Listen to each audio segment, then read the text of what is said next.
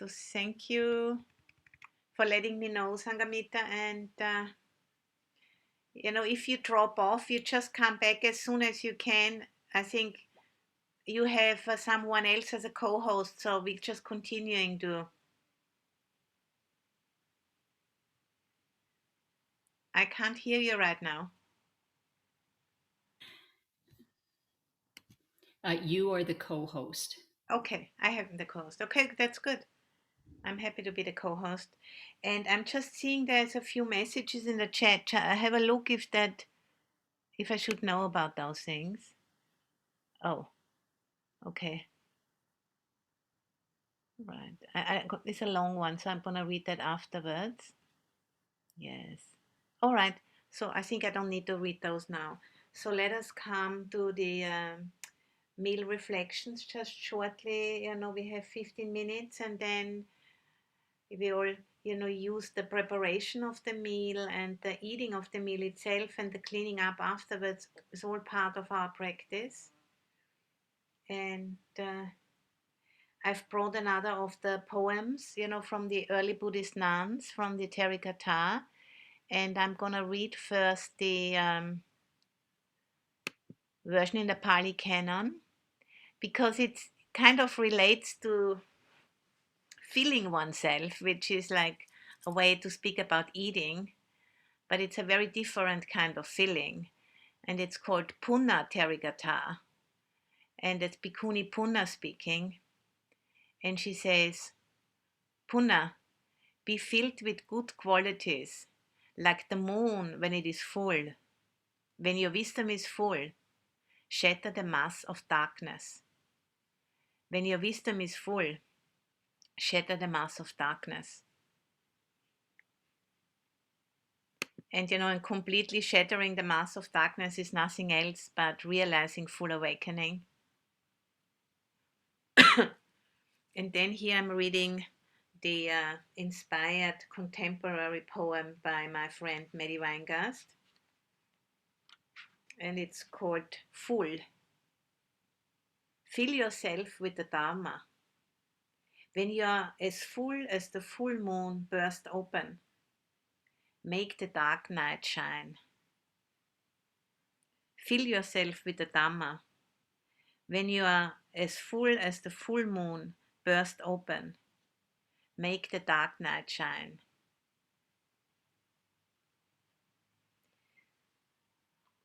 So, it's quite a habit for us to fill ourselves with all kinds of things, substances and food and shopping and, you know, lots of consuming, on so many different levels. And there's also that, which leads us to the end of needing to be filled by any of those items, and that's the Dhamma.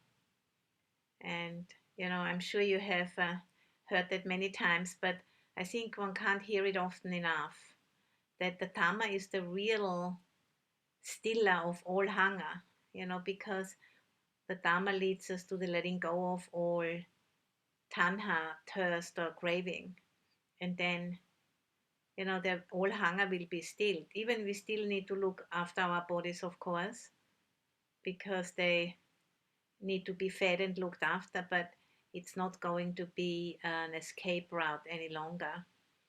But it's going to just be part of life. And I think with the eating, we can see that really clearly. So please, uh, take the opportunity because it's something we are doing so often, 3 times a day, maybe sometimes some people even more than 3 times a day.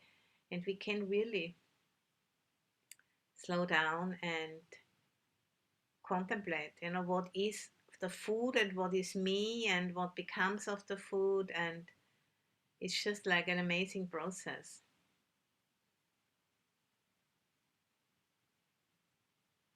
And also, considering the environment, the planet which provides the food and which we are so completely dependent on and deeply interconnected.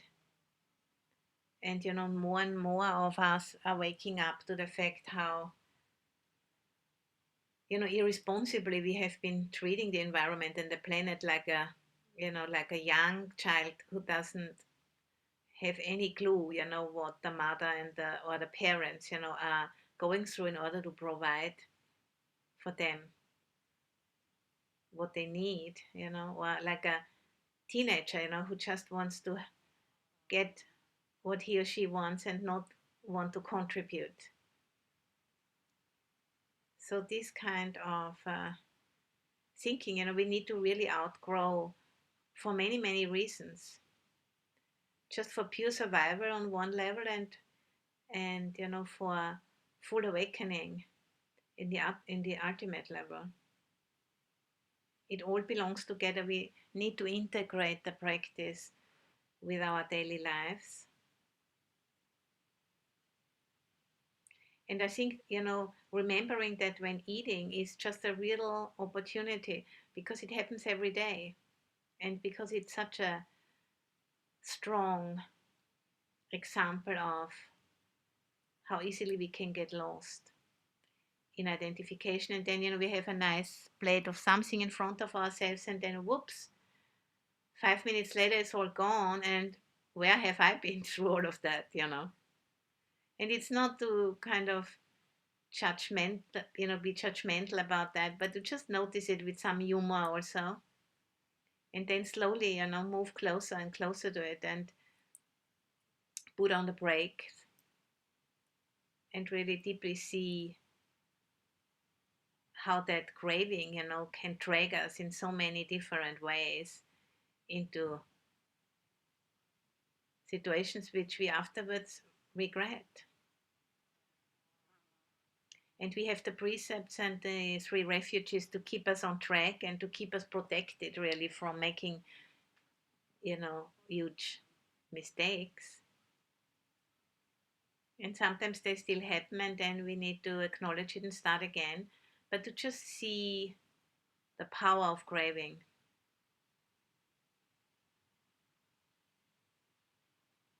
And how it has led us as a species to live in ways which are rather unsustainable. And what a huge impact it has, how accumulative it is. If we don't attend to it, it just kind of snowballs away and explodes from time to time into all kinds of very unskillful behavior. So it's really not to be underestimated how powerful that is and how important it is for us to get a handle on it. And using the time of eating as such an occasion, because it's really very representative of that power of craving. And I also brought along a meal reflection, which we do at the monastery. When we are, after we have received the meal and chant the Anumodana, the acknowledgement of the offering, we usually, take off the lid and then we do a food reflection. And yesterday I shared a traditional one with you. And this one is, I don't know exactly from whom we got it, but I think it is a version on food reflection from Thich Nhat Hanh's monasteries. And it goes like this. And you can just take your plate in your hand and thinking or reciting, in this food, I see the entire universe supporting my existence.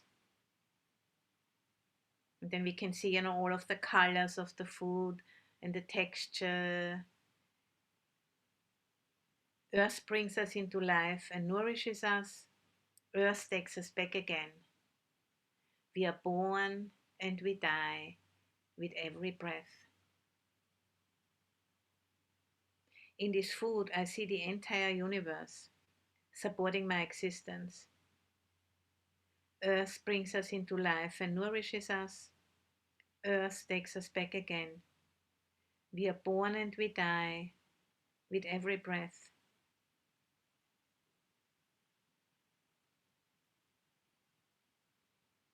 And and if you have a little garden or yard, is particularly meaningful At the moment, I'm staying with Jill Boone. She's the founding president of the foundation who supports us, and she has a little garden in her front yard.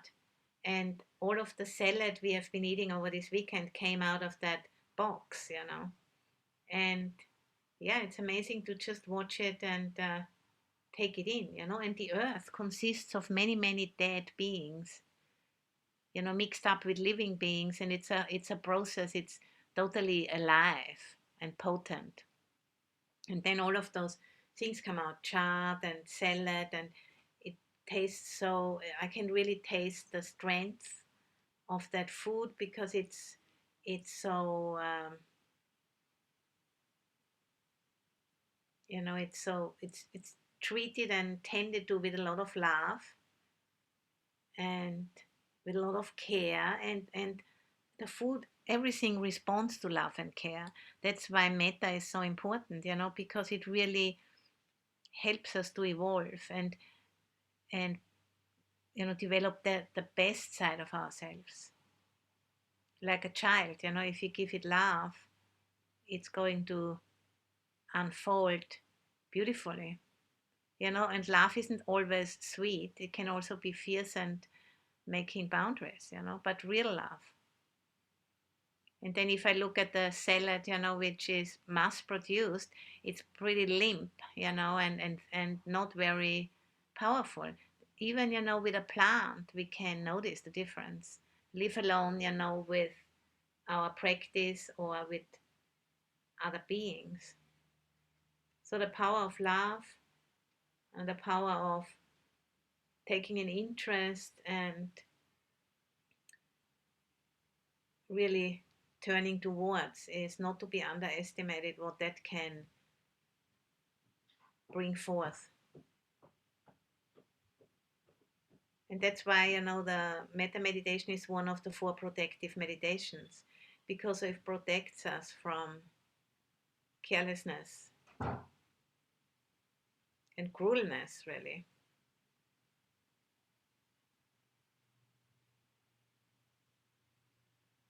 So, yeah, I think that was my reflection for today. So, please go ahead and prepare your meal and have your meal and try to remember. And I also try to remember. It's not easy for me either. I'm practicing for so long and I know how difficult it is. So, we just do what we can. Okay, then see you again at 2 p.m. Mountain Time and 1 p.m. Pacific Time. And then we're going to start with a Q&A then. All right. Thank you.